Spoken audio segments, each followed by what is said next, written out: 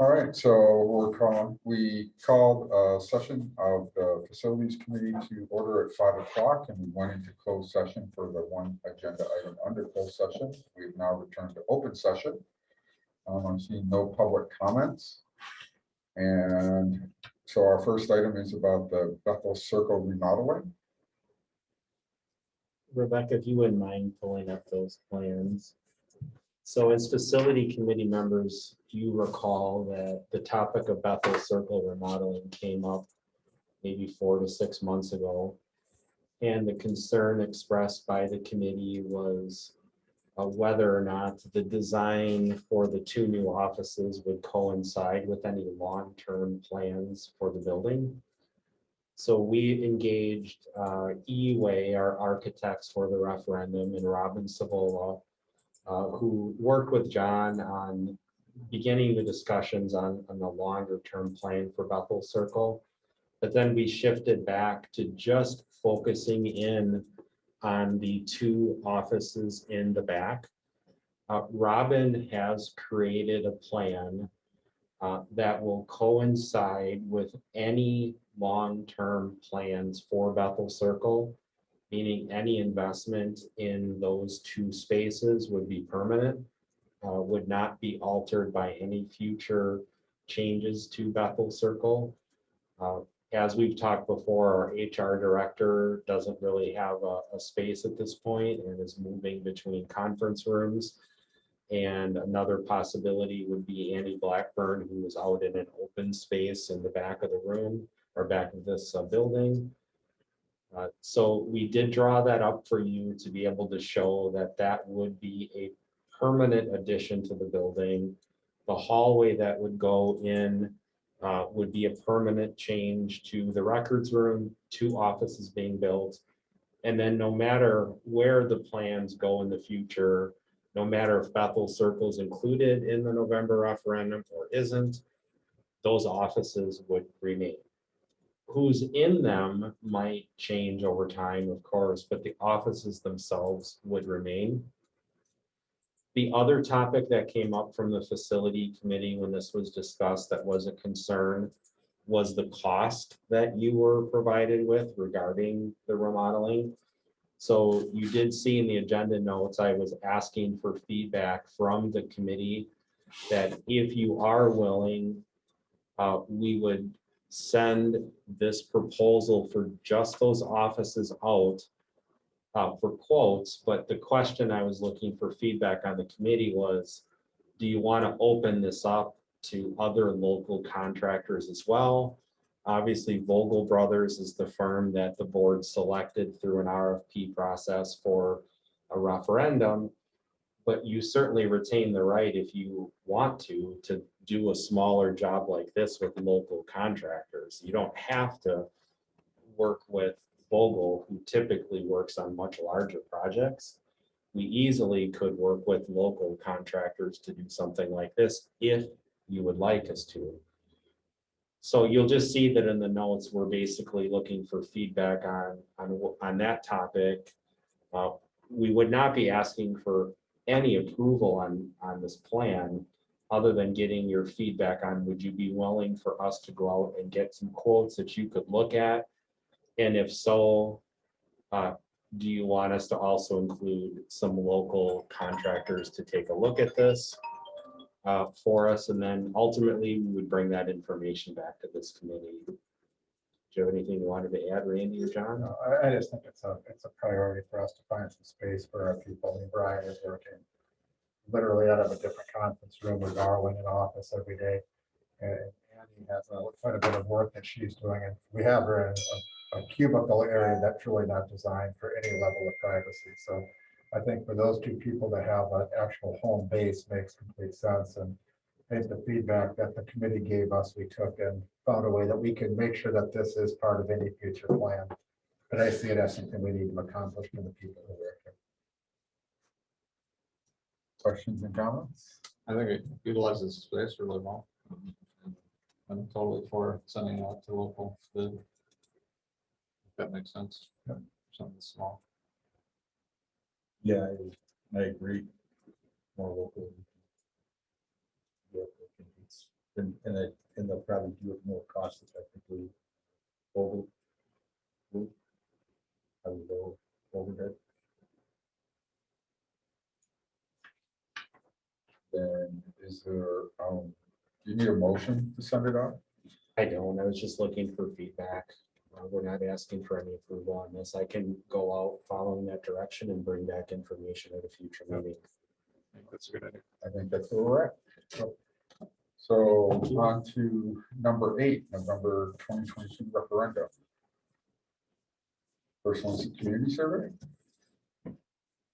Yeah, I wanted to provide you with an update on where this is at. We did talk a little bit about that, of course, last Monday at the community engagement session. So we are bringing the first draft of the community survey to the regular February board meeting.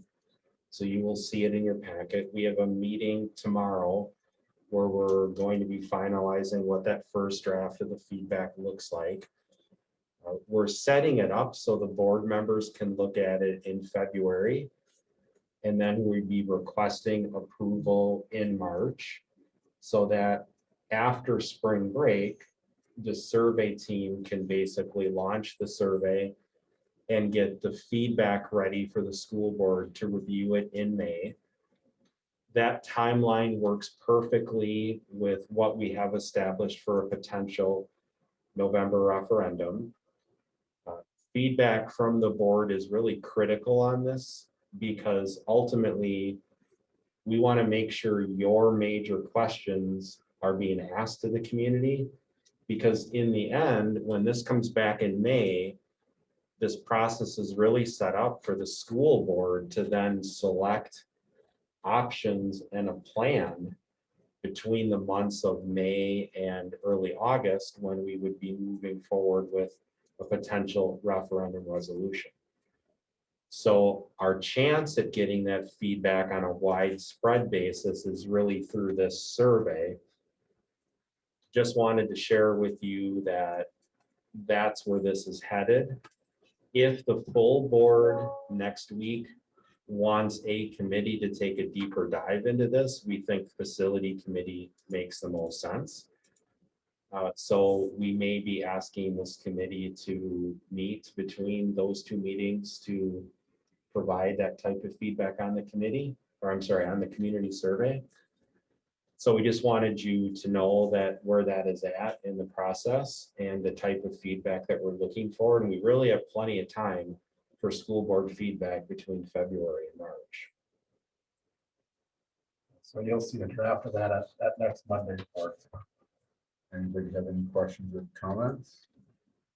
I would like to add one comment. It's so often when we do these surveys, we never give a full, complete no answer. Where they say, if a community member says, I don't think there should be any referendum, not guessing what the dollar amount is or guessing where to put a school, but literally saying no. Because I think that's an important impact to consider, because it affects the viability of the plan and impacts how we plan. If there's a huge potential that the referendum would fail, we all have our personal views on the need for the referendum and why, right. But we need to understand the community's need and how they view if it's necessary at all or not. So I hope we will, at some level in the questioning, provide that ability so we know how many people in the community not only want to pick one plan over another, but literally want to say you should do nothing. So you want to know who's saying no regardless of what plan. Exactly. Because that's part of the vote. If we can bring that up at our meeting tomorrow, Steve. Otherwise, if there's nothing else on that, then item 8B. So item 8B is regarding the concept of a basically community-wide request for proposal process for land. The location of the new middle school is a featured input piece in the survey as we've developed it so far. And one question as board members you may receive from the community is, you're asking a question about location of the middle school on your survey, where would you possibly put that middle school, right? So we think it makes sense that in conjunction with releasing the community survey, we are also releasing a community-wide request for proposal for a land purchase. It would be our goal, if the school board was interested in releasing a request for proposal, to make sure we utilize all of our traditional communication channels as well as creative channels like the Waunakee Chamber of Commerce and all sorts of different opportunities that we would look to get the word out, as well as, quite honestly, picking up the phone and calling specific individuals that we know may be interested. They've either expressed interest to us in the past, they may have a property with a for sale sign, or it could be just the location of the property is one that we should pick up the phone and give them a call. But our goal would be to make sure that the community would know we're doing this. Anyone who potentially would be interested would understand how they would get that information to the school board. And it would in effect be in a timeline that would make sense with the community survey going out. And therefore the community would be fully aware that that process is taking place. Yeah, so this is one that if you're in favor of us moving ahead with it, I would like a motion on it, because then we'll take this to the board and have the board vote on kind of launching this process forward. So that'll be kind of the start of the RFP.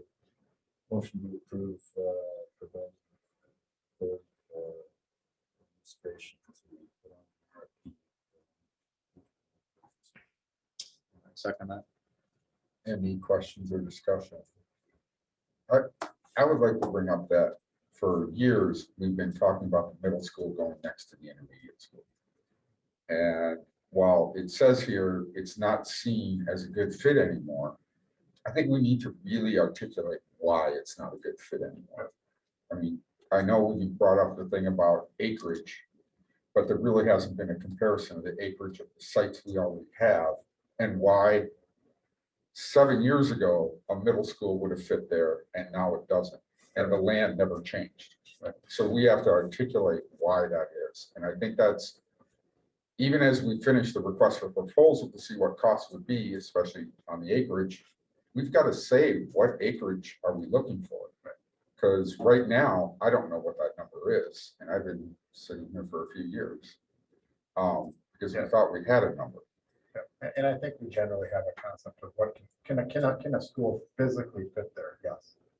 Can a school fit there the way you want it to potentially operate? I think after we've kind of assessed it after having the intermediate school there and looked at how we utilize the space around the intermediate school, we have reason to believe that it becomes not as functional, particularly with all those outside activities and extra activities. So I think that's part of it. I think the other piece is particularly as we went through the entire exercise of now kind of the footprint of what would have to go into a middle school. And looked at the 190,000 square feet, I think is what the gentleman came up with, Steve, is that's part of what it is. But we also, to your question that you asked the other night, Dave, we do have EUA is looking at giving us the assessment of space and what fits on different sizes of parcels, and then also looking at what the size of all of our current parcels are. And I think that there's been a conversation community-wide about our piece over by your house, Jack, over by the Peaceful Valley Parkway and Woodland, and saying, well, a school doesn't fit there. Well, a middle school doesn't fit there well. An elementary school fits there just fine. So those are some things that we'll be able to bring forward, but I think we understand that there has to be some additional communication about what's kind of shifted in our thinking about why 7-8 building next to the 5-6. It has some pieces that we feel are a bit problematic from our perspective. I think, the challenge that I've got with this whole discussion is, we've already determined that the middle school is going to be heritage. And quite frankly, I understand what you're saying, but at the end of the day, it's still your starter homes sitting in the middle of the village. Theoretically, you've got that whole subdivision that's being planned for affordable housing. And, quite frankly, if you put a elementary school by the intermediate school, basically you're going to, one, increase your transportation because the kids aren't going to be able to walk, across Q. So all those kids sitting in the, in Central Village are going to be bused up there. And the houses that are going up around that are probably not going to be necessarily affordable houses. They're probably going to be your $500,000 homes where, starter, they're not going to be starter homes. And I don't even think we're even talking about that. I don't even think we're looking at that. We're just saying it's not going to work, so this is where we're going to talk. So, I would, obviously you haven't had an opportunity because we haven't shared the community survey yet, and you'll get your first look at it next week. But a main theme of that survey is asking the question that you just brought up, Jack, the location of a middle school. And it is asking the public what they think about the location of a middle school and whether or not the heritage site is viewed as a good fit from the community versus another location, right? And so we are asking that is one of the main questions in the survey, then sharing information with the community so they understand if they answer that question one way or another, what does that mean, right? Because if you answer the question that you like a middle school on the heritage site, that's a 2-school referendum. You got to start with a new heritage somewhere else, and then you have to build your middle school, right? So if you like that path involves 2 schools. However, a middle school path by itself at a different location doesn't necessarily mean 2 new schools on one referendum, right? So that's a different looking path that could go down different avenues depending on the feedback from the community. So I'd like you to get a chance to look at that and let us know what you think about that question, because that is a major theme the way we've written the first draft of the survey. And the other piece I want to bring back is you made that comment to me before, Jack, about the busing piece. Talking to Dan Carter, he feels a large proportion of his school is already bused. The number of walkers he feels isn't as many as are bused. Now that's the anecdotal piece of him standing up front every day watching the kids come, but we'll pull that together so you can actually see that. At the listening session on Monday, that individual came and spoke about some different things, putting the addition on that we consider phase 3 of that between the, but he also brought up something that I don't know if it's ever been talked about, because the site seems so big with Prairie spread out the way it is, of putting another school there. Is that even a feasible thing? Has that been looked at? Putting another school where? At Prairie. The big, if you looked at his plan, it showed a large addition on the back of Prairie. It actually showed a separate building into it. Yeah, onto the blacktop area back on the northwest corner. Yeah. Yeah, and I mean, it's something to, should always consider almost any option. I'm not sure the way the grass and fields are used at Prairie right now, it'd be tough to take some of it away. And I think part of that was also, I mean, the high school. I think some of that was to increase some of the larger gym space there as well, but I wouldn't want to make Prairie any larger of a school population wise than what it is. And that's already a 6-track school in my mind, elementary wise, is already pushing the limits of of the largest elementaries kind of in our state. And I think that 6-track is probably what's most manageable. It used to be the 4-track, the Arboretum size, but I think the 6-track, which is more of like what we're looking at Heritage and that Prairie makes sense.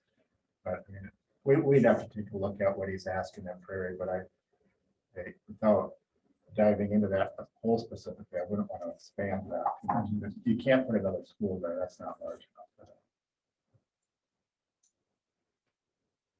without giving up significant field. One of our limiting factors is also field space, which is part of our larger conversation as well. Jack, I don't think you're not gonna be at the board meeting, right? Right.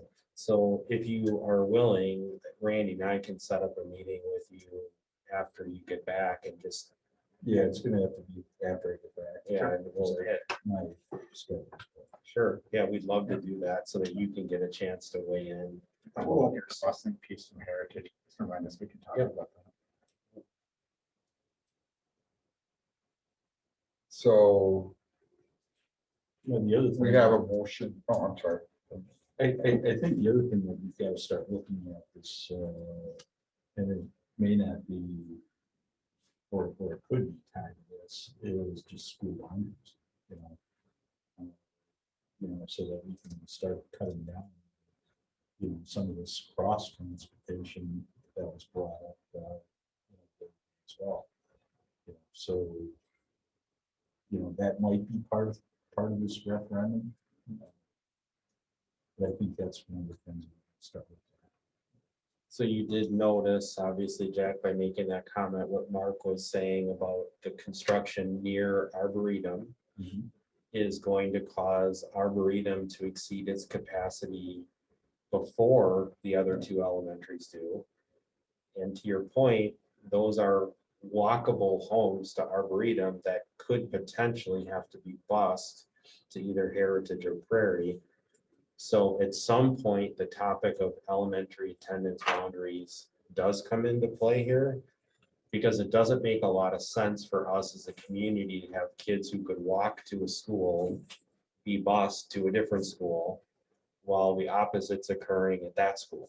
There were busing Right. kids to that school. Right, so that is definitely something that needs to be on our radar, and that was a big takeaway from Mark's report.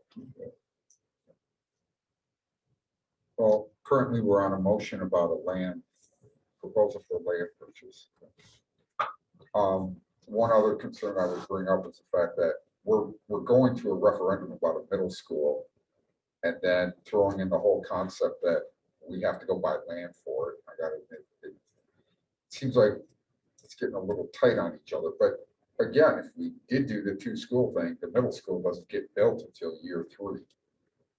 So it is a ways off. If we do a new heritage and a new middle school, there would be plenty of time to develop a site before you're actually building a middle school. Our perspective was, we're asking a question, you'll see the survey, but one of the questions is, where would you put a middle school? It's exactly what you were asking, Jack. Downtown where heritage is, or at another site. And if the preference is to not put it downtown and to put it on another site, then we have to have an answer for what another site looks like. So that's why we feel this is important for us to do now, so that by the time the survey is done, we at least know what our options are in front of us. And then we have plenty of time then to kind of pull that together and get that onto the referendum so we can ask that as a question. And I think it's always important, we're going up for a referendum. We're gonna need land. Yeah. So I think it's probably sooner we buy it, the better off. All the stars align. See what's up there. Oh, is there any other questions? All in favor of putting out a request for proposals? And this is actually a recommendation to the board. right? Recommendation to the board, I'll have the whole board act on it. Right. So recommendation to the board, say aye. Aye. All opposed? And the next, it looks like this is just, you're just updating us that you want to hold off on doing the project management options until we have what the referendum says. So after reflecting on the discussion that took place at the last committee meeting and the type of information the committee members were looking for, we have started gathering that. So we did receive some information from several sources on information on this topic. But as we've been developing the community survey, it's clear that we're asking the community to provide input on multiple different paths that could be explored by the board. Those paths definitely have the potential to result in fewer maintenance projects or greater maintenance projects. And until a plan has been selected by the board and a path weighed in by the community, this is probably a topic that we should just wait on until we actually are further developed with the plan. And then bring you that information, because I think we'll all be in a better position to evaluate our management needs when we have a plan that the board is supporting and is moving forward.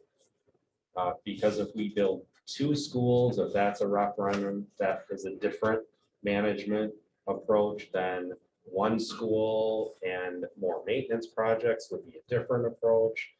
So at this point, we are gathering the information. We do have some of it. We do have your feedback, but we just think it might be a better process to delay this until the board has further explored where we're going with a potential November referendum. Does that seem to make sense for everybody? Yeah, so we don't really need any action on this. Any questions? Then the last thing is about future meetings. You have that about early March. What, Yeah.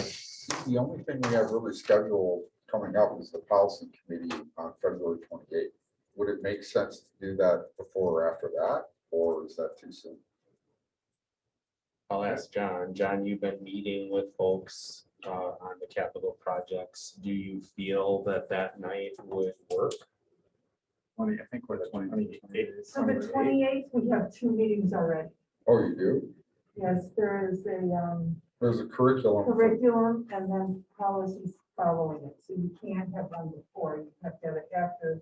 I'm not sure how long policy would be, but that Ted would- just wants a marathon night. Oh, that'd be a big one, huh? Are you on all 3 of those? Yeah, those. Yeah, we're definitely doing it then.